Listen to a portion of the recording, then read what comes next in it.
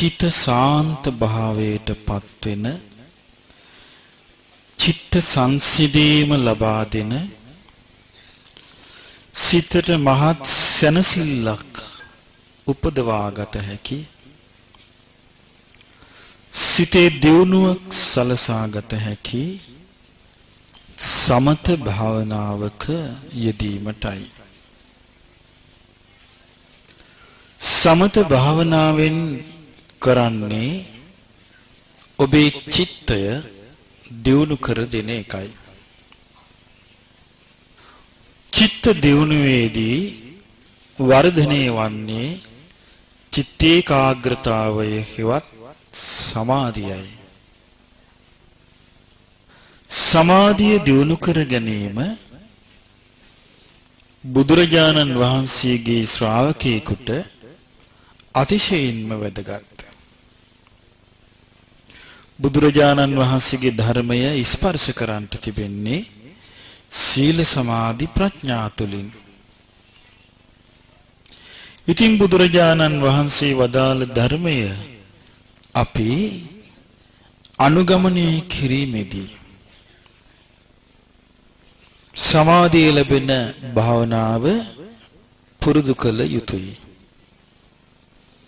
ඒ වගේම ප්‍රඥාව ලැබෙන විදර්ශනාවත් පුරුදු කළ යුතුයි. සමාධියේදී ඇතිවෙන චිත්ත ඒකාග්‍රතාවය අපේ මේ දියුණුවට විශාල උරුකුලක්. ඉතින් ඒ සඳහා අපි දැන් කායානුපස්සනා කය අනුව බැලීම නම් වූ භාවනාව දැන් ප්‍රගුණ කරන්නේ. ඒ වෙනුවෙන් අපි ධාතු මනසිකාරයයි ආනාපාන සතියයි ප්‍රගුණ කරනවා. විශේෂයෙන්ම ආනාපාන සති භාවනාව වැනි භාවනාවක් ප්‍රගුණ කිරීමේදී ඔබ මනාකොට සිහිය ඒ ආස්වාස ප්‍රස්වාසයේම රැඳවීමට උත්සාහ කරන්න ඕන. එතකොට ඔබට කෙමෙන් ඒ ආස්වාස ප්‍රස්වාසයේ වෙනස්කම් පවා හඳුනා ගන්නට පුළුවන් වෙනවා. ආස්වාස කිරීමේදී දීර්ඝව ආස්වාස කරන විට දැන් දීර්ඝව ආස්වාස කරනවා කියලා ඔබට දැනගන්න පුළුවනි. ප්‍රස්වාස කිරීමේදී දීර්ඝව ප්‍රස්වාස කරද්දී දැන් මේ දීර්ඝව ප්‍රස්වාස කරනවා කියලා මේ මොහොතේ සිදුවන දේ දැනගන්න පුළුවනි. ඒ වගේම කෙටියෙන් ආස්වාස කරද්දී දැන් ආස්වාසි කෙටි කියා දැනගන්න පුළුවනි. කෙටියෙන් ප්‍රස්වාස කරද්දී ප්‍රස්වාසත් කෙටි කියා දැනගන්න පුළුවනි. එවැනි දැනීමකට ඔබේ අවධානය යොමු වෙනකොට ඔබ තුල කෙමෙන් සිතේ එකඟ බව දියුණු වෙන්න පටන් ගන්නවා.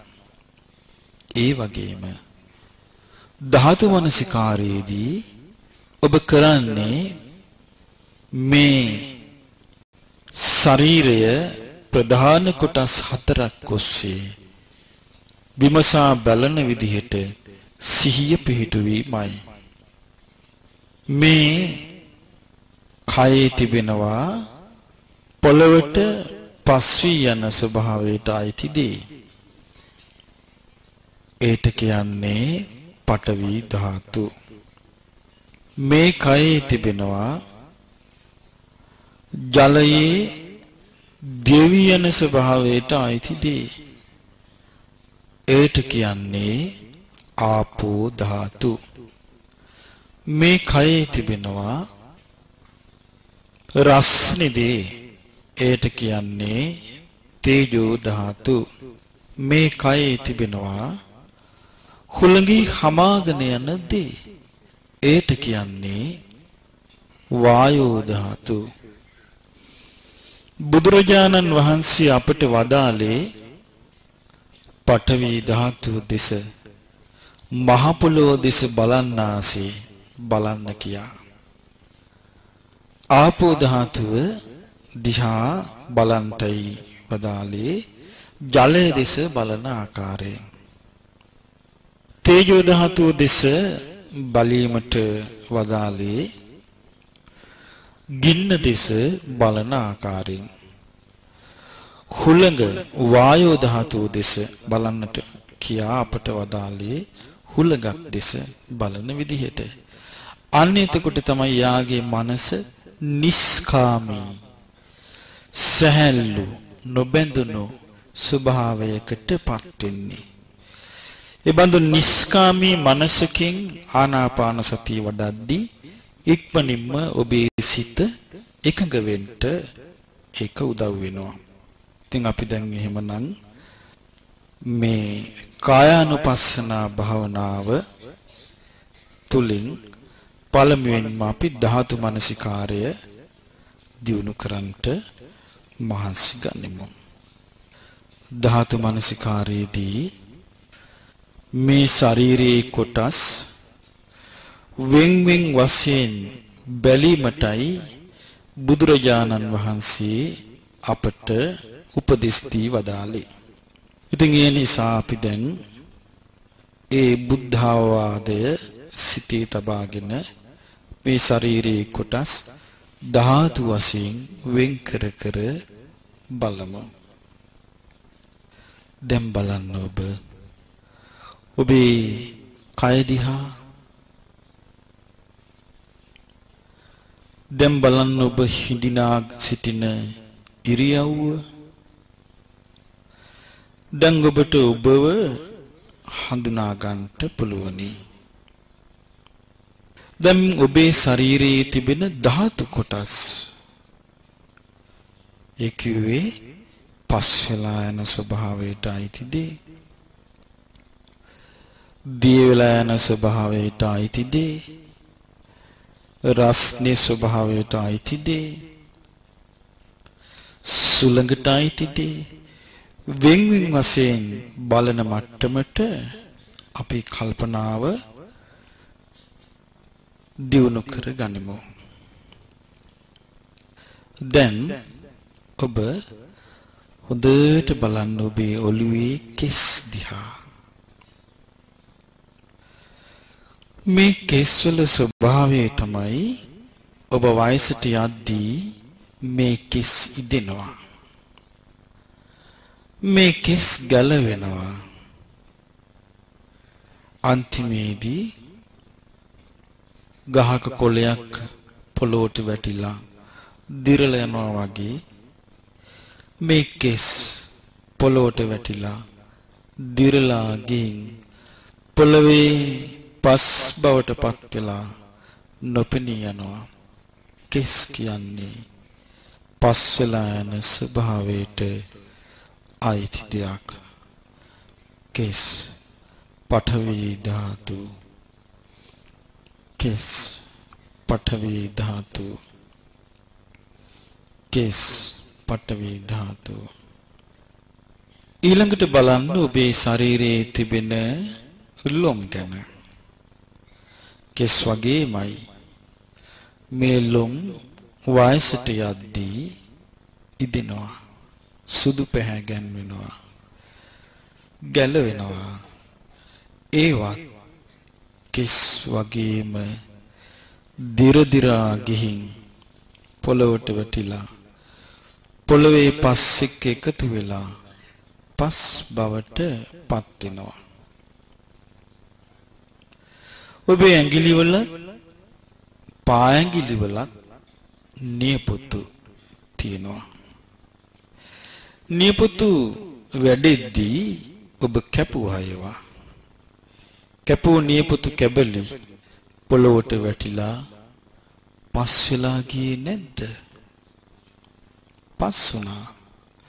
එහෙමනම් මේ නියපොතු ඇඟිලි තුඩු කෙලවරේ ඇති ඔය නියපොතු අන්තිමේදී පොළොවට වැටිලා පොළවේම දිරලා පොළවටම පස් චුට්ටක් ලබා දීලා නොපෙනී යනවා. නියපොතු කියන්නේ පස් වෙලා යන ස්වභාවයට අයිති දෙයක්. නියපොතු පඨවි ධාතු. නියපොතු පඨවි ධාතු. ඒ වගේම චුට්ටක් හිතන්න දැන්. ඔබේ මුඛයේ ඇති දත් ගැන. සමහර විට මේ වෙනකොට ඔබේ මුඛයේ සියලු දත් ගැලවී යන්නත් ඇති. සමහර විට මේ වෙනකොට ඔබේ මුඛයේ සමහර දත් පණුව කාලා අමාරුවෙන් ඇති ඔබ. සමහර විට මේ වන විට ඔබේ මුඛයේ දත් සෙලවෙනවා ඇති ගැලවීමට. එහෙමනම් දත්වල ස්වභාවය මොකක්ද? පණුව කන ස්වභාවයට අයිති. ගැලවෙන ස්වභාවයට අයිති. දිරන ස්වභාවයට අයිති. අන්තිමේදී මේ දත් ගැලවිලා පොළොවටයි වැටෙන්නේ. පොළවේම දිරදිරා ගිහිල්ලා පොළවට පස් වෙලා නොපෙනී යනවා. දත් කියන්නේ පස් වෙලා යන ස්වභාවයට අයිති දෙයක්. දත් පඨවි ධාතු. දත් පඨවි ධාතු. අපි සෑම කෙනෙකුටම මේ ශරීරයේ වටා හමක් තිබෙනවා. මේ සමේ ස්වභාවය තමයි නොයෙක් ලෙඩ රෝග වලට ගොදුරු වෙන එක. ඒ වගේම මේ සම දි รา යන ස්වභාවයට අයිති. වයසට යන්න යන්න මේ සම ඇකිලෙනවා.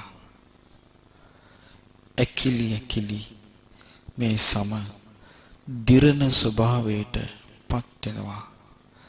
අන්තිමේදී පොළවට වැටිලා පොළවටම කුණු වෙලා දිරලා පොළවේම පස් බවට පත් වෙලා නොපෙනී යනවා. එහෙමනම් මේ සම කියන්නේ පස් වෙලා යන ස්වභාවයට අයිති දෙයක්. ඒ වගේම මේ ශරීරයේ තිබෙන මාංශ පේශි ඒ මාංශ පේශි පවා අන්තිමේදී කුණු වෙලා දිරලා වේලිලා ගිහින් පොළවට පස් වෙලා පස් චුට්ටකින් නිමා වෙනවා. මස් කියන්නේ පස් වෙලා යන ස්වභාවයට අයිති දෙයක්. පඨවි ධාතු. අපි සෑම කෙනෙකුගේම මේ ශරීරයේ ඇතුලේ ඇටසැකිල්ලක් තියෙනවා. මේ ඇටසැකිල්ලට අර ඉරණමමයි අයිති වන්නේ. ඔළුව අස්සේ තිබෙන්නේ හිස් කබලක්. බෙල්ල අස්සේ තිබෙන්නේ බෙල්ලයට. උරහිස් ඇතුලේ තිබෙන්නේ උරහිස්සට. අත් ඇතුලේ තිබෙන්නේ අත්තට. ඇඟිලි ඇතුලේ තිබෙන්නේ ඇඟිලියට. පපුව අස්සේ තිබෙන්නේ ඉල ඇට. පිටේ තිබෙන්නේ කොඳු ඇට. ඒ වගේම කොඳු ඇට වලට පහළින් උකුල් ඇට. ඒටත් පහළින් කලවා ඇට. ඒටත් පහළින් දනිස් ඇට. ඊටත් පහළින් කෙන්ඩා ඇට. පා ඇට. පා ඇඟිලි ඇට. පරිස්සමින් තමයි මේ ශරීරය හසුරුවන්ට තිබෙන්නේ. අපරිස්සම් වුණොත් මේ ඇට කැඩෙනවා. අනතුරු වලට ලක් වෙලා මේ ඇට පොඩි පට්ටම් වෙනවා. එහෙමනම් ලොකු හයියක්තියක් නැහැ. අන්තිමේදී මරණයෙන් පස්සේ අන්තිමටම මේ යට තමයි ඉතුරු වන්නේ. මේ යට දිරදිරා ගිහින් අන්තිමට පොළවේ පස් බවට පත් වෙලා නොපෙනී යනවා. පස් බවට පත් වෙලා නොපෙනී යනවා. මෙයට දිරදිරා ගිහින් පස් වෙලා නොපෙනී යනවා. මේ වෙනකට මේ ලෝකේ කී කෝටියක් නම් මරුණාද? කෝයි අයගේ යට සැකිලි ඔක්කොම පොළවට පස් වුණා. කෝයි අයගේ කෙස් ඔක්කොම පොළවට පස් වුණා. කෝයි අයගේ ලොම් පොළවට පස් වුණා. කෝ නියපොතු පොළවට පස් වුණා. කෝ දත් පොළවට පස් වුණා. කෝ සම පොළවට පස් වුණා. කෝ මස් පොළවට පස් වුණා. කෝ ඇට පොළවට පස් වුණා. පඨවි ධාතුවට අයිති දෙය පඨවි ධාතුවටමයි උරුම වෙන්නේ. පස්වල යන ස්වභාවයටයි අයිති. ඒ වගේම මේ ශරීරයේ ඇට ඇතුලේ තිබෙනවා මස් జాතියක්. ඒවට කියන්නේ ඇට මිදුළු. ඒ ඇට මිදුළුත් ඇට සමගම දිරදිරා ගිහින් පස් වෙලා යනවා. ඇට මිදුළු පඨවි ධාතු. ඒ වගේම මේ ශරීරයේ තිබෙනවා වකුගඩු. වකුගඩුත් අන්තිමට කුණු වෙලා දිරදිරා ගිහිල්ලා පොළවට පස් වෙලා නොපෙනී යනවා. වකුගඩු පඨවි ධාතු. ඒ වගේම මේ ශරීරයේ තිබෙනවා අක්මාව. අක්මාව පොළොවට වැටිලා අක්මාව දි รา යන ස්වභාවයට අයිති කුණු වෙලා යන දෙයක්. අන්තිමට කුණු වෙලා ගිහින් පොළොවට පස් වෙලා නොපෙනී යනවා. ඒ වගේම මේ ශරීරයේ තිබෙන පෙනහළු දැන් අපි හුස්ම ගනිද්දී දිගෑරෙනවා. හුස්ම හෙලද්දී ඇකිලෙනවා. අන්තිමට මේ පොනහළු ක්‍රියා විරහිත වෙලා අභ්‍යන්තරයේ තුලම කුණු වෙන්න පටන් අරගෙන අන්තිමේදී දි รา ගෙන ගිහින් පොළවට පස් වෙලා නොපෙනී යනවා. පෙනහළු කියන්නේ පස් වෙලා යන ස්වභාවයට අයිති දෙයක්. පෙනහළු පඨවි ධාතු. ඒ වගේම මේ ශරීරයේ තිබෙනවා කුඩා බඩවැල්, හීනි දිග බඩවැලක්. ඒකත් කුණු වෙලා ගිහින් නොපෙනී යන දෙයක්. කුඩා බඩවැල් පඨවි ධාතු. ඒ වගේම මේ ශරීරයේ තිබෙනවා මහා බඩවැල්. ඒද නොපෙනී යන දෙයක්. මහා බඩවැලත් පඨවි ධාතු. ඒ වගේම මේ ශරීරයේ තිබෙනවා අසුචි. ඒවත් අන්තිමට දිරලා ගිහිල්ලා පොළොවට පස් වෙලා නොපෙනී යනවා. එයත් පඨවි ධාතු. මේ ඔක්කොම මේ ශරීරයේ තිබෙන පොළොවට පස් වෙලා යන දේවල්. ඒ වගේම මේ ශරීරයේ තිබෙනවා ජලයේ දිවි යන දේවල්. ඒවට කියන්නේ ආපෝ ධාතු. මේ ශරීරයේ තිබෙනවා පිට කියලා කහපාට දියරයක්. ඒවා වතුරේ දිවි යන නිසා ආපෝ ධාතු. මේ ශරීරයේ තිබෙනවා සෙම කියලා දියරයක්. ඒ පෙන සහිත දියරය වතුරේ දිවි යන නිසා සෙම ආපෝ ධාතු. ඒ වගේම මේ ශරීරයේ තිබෙනවා මේ ලේ කුණු වීමෙන් හැදෙන දියරයක්. ඒවට කියන්නේ හැරව. එය වතුරේ දිවි යන නිසා ආපෝ ධාතු. ඒ වගේම මේ ශරීරයේ තිබෙනවා රතු පාට දියරයක්. වතුරේ දිවි යන දෙයක් ලේ. ලේ ආපෝ ධාතු. හිස් මුදුනේ ඉඳලා යටිපතුල දක්වා මේ සමෙන් උඩට වතුර බින්දු වැක්කිරෙන්නේ නැහැ. වැක්කිරෙනවා දහඩිය. ඒවා වතුරේ දියවි යන නිසා ආපෝ ධාතු. ඒ වගේම මේ සමෙන් උඩට මතුවෙන තෙල් ගතියක් තියෙනවා.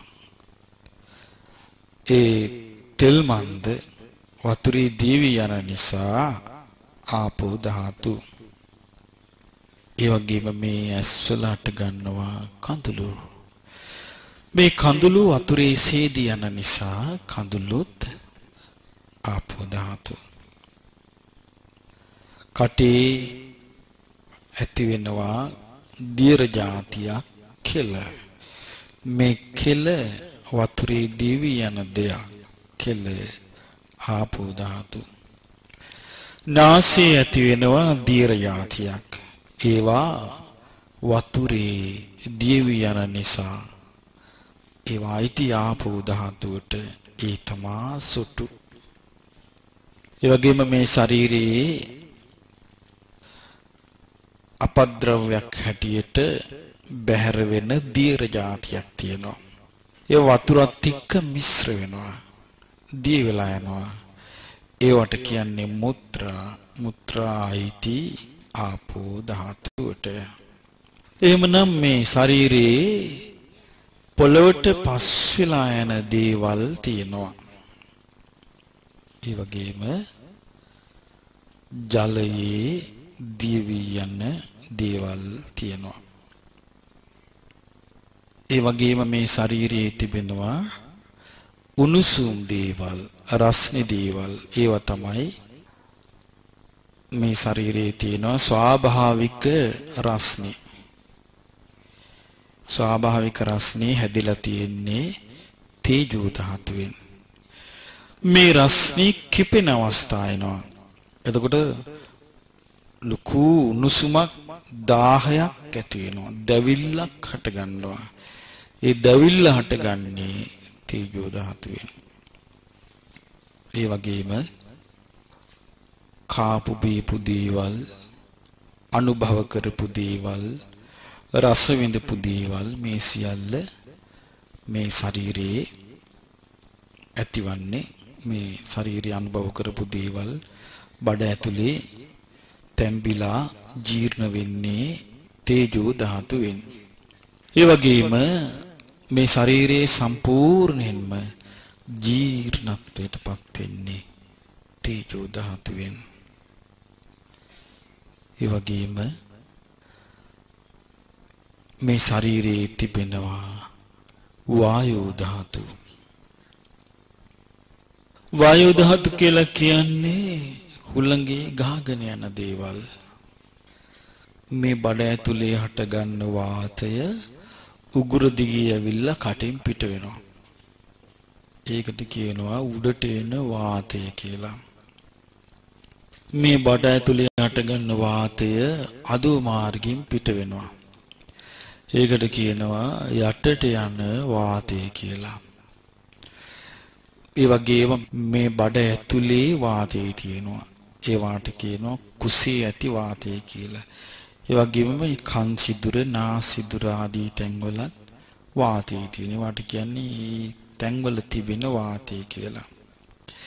ඒ වගේම ශරීරයේ පුරාම මේ වායු ධාතු සැරිසරනවා. ඒට කියන්නේ අංගපස්සක පුරා සැරිසරා යන වාතය කියලා. ඒ වගේම මේ තියෙන වාතය තමයි ආශ්වාස කරන්නේ. ඒකට කියනවා ආශ්වාස වාතය කියලා. ඒ වාතය තමයි ප්‍රශ්වාස කරන්නේ. ඒකට කියනවා ප්‍රශ්වාස වාතය කියලා. එතකොට මේ ආශ්වාස වාතයත් ප්‍රශ්වාස වාතයයි වායෝ ධාතුවට. ඉතින් එහෙමනම් මේ ශරීරයේ තියෙනවා පස් වෙලා යන ස්වභාවයට අයිතිදී. ඒ වගේම මේ ශරීරයේ තිබෙනවා දී වෙලා යන ස්වභාවයට අයිතිදී. ඒ වගේම මේ ශරීරයේ තිබෙනවා රස්නි ස්වභාවයට ආйти ඒ වගේම මේ ශරීරයේ තිබෙනවා වායු ස්වභාවයට ආйти අපට මේ ගැන බලන්න කියලා වදාළේ අපගේ බුදුරජාණන් වහන්සේ විසින්. ඒ විදිහට අපි බලාගෙන යනකොට බුදුරජාණන් වහන්සේ අපිට වදාලා තව දෙයක් කරන්න කියලා. උන්වහන්සේ අපිට කියා දුන්නා සිහියෙන් හුස්ම ගන්න කියලා. සිහියෙන් හුස්ම හෙලන්න කියලා. බුදුරජාණන් වහන්සේ අපට කියලා දුන්නා සිහියෙන් හුස්ම ගන්න, සිහියෙන් හුස්ම හෙලන්න කියලා. දැන් අපි අන්න ඒක කරමු. සිහියෙන් හුස්ම ගන්න කල්පනා කරමු. සිහියෙන් හුස්ම හෙලන්ට දැන් අපි සිහිය යොදමු. එතකොට දැන් හොඳට බලන්න හුස්ම ගනිද්දී ඔබ සිහියෙන් හුස්ම ගන්නවද බලන්න දැන්. හුස්ම හෙලද්දී ඔබ සිහියෙන්ද හුස්ම හෙලන්නේ කියලා බලන්න. ඔබ සිහියෙන්ම හුස්ම ගන්නව නම් සිහියම හුස්ම හෙලනව නම් අන්න හරි. එතකොට ඔබේ හිත බාහිර අරමුණු වලට දුවයි. ඒක හිතේ ස්වභාවය. ඔබට තිබෙන්නේ ඒකෙදී හිතට ඒ විදිහට දුවන්න අරින්න නැතුව ආයෙමත් ආස්වාස ප්‍රස්වාසයට සිහිය යොමු කරන එක. එතකොට ආයෙමත් ඔබට පුළුවන් වෙනවා සිහියෙන් හුස්ම ගන්නත් සිහියෙන් හුස්ම හෙලන්නත්. එතකොට ඔබට ආයෙමත් බාහිර සද්දයකට බාහිර අරමුණකට ආහිතයයි. ඔබ ආයෙත් වීරිය පාවිච්චි කළා නුවණ පාවිච්චි කළා ආයෙමත් සිහිය යොදන්න ඕන ආස්වාස් කිරීම ගැන ප්‍රස්වාස් කිරීම ගැන. එතකොට ඔබට පුළුවන් වෙනවා ආයෙමත් සිහියෙන් හුස්ම ගන්නට සිහියෙන් හුස්ම හෙලන්නට. මේ විදියට ඔබ පුරුදු කරගෙන යනකොට ඔබට මේ ආස්වාස ප්‍රස්වාස වල වෙනස්කම් හොඳට හඳුනා ගන්නට පුළුවන් වේවි. සිහියෙන් ආස්වාස කිරීම සිහියෙන් ප්‍රස්වාස කිරීම කරද්දී ඔබට මේ දීර්ඝව ආස්වාස ඇතුළු වෙන හැටි දීර්ඝව ප්‍රස්වාසය පිට වෙන හැටි කෙටියෙන් ආස්වාස කරන හැටි කෙටියෙන් ප්‍රස්වාස වෙන හැටි ඔබට මේ වෙනස්කම් ආස්වාස ප්‍රස්වාස වල දැනගන්නට පුළුවන් වේවි. එතකොට ඒ සඳහා ඔබ කරන්න තිබෙන්නේ එක දෙයයි සිහියෙන් ආස්වාස කිරීමත් සිහියෙන් ප්‍රස්වාස කිරීමත්. ඔබ තුල මේ කුසලතාව දියුණු වෙනවද කියලා බලන්න පුළුවන්. ඔබේ වීරිය උරගා බලන්න පුළුවන්. ඔබේ නුවණ උරගා බලන්න පුළුවන් හොඳ අවස්ථාවක් දැන් මේ පැමිණුණේ. ඔබේ මානසික කැපවීම කොයිතරම් තිබෙනවාද කියලා දැන් ඔබටම දැනගන්න පුළුවන් වෙලාවක්. ඉතින් ඒ නිසා ඔබ කලබල වෙන්නේ නැතුව හොඳට සිහියෙන් හුස්ම ගැනීමත් හුස්ම හෙලීමත් ගැන සිහිය යොමු කරගන්න. ඔබේ වීරියත් ඔබේ සිහියත් පුරගා බැලීමේ දුර්ලභ අවස්ථාවක දැන් මේ මොහොත ඔබට පැමිණුණේ. ඉතින් ඔබ දැන් හොඳට බලන්න සිහියෙන් ආස්වාස කිරීම ප්‍රස්වාස කිරීම ආස්වාසයක් ප්‍රස්වාසයක් ආස්වාසයක් ප්‍රස්වාසයක් ආස්වාසයක් ප්‍රස්වාසයක්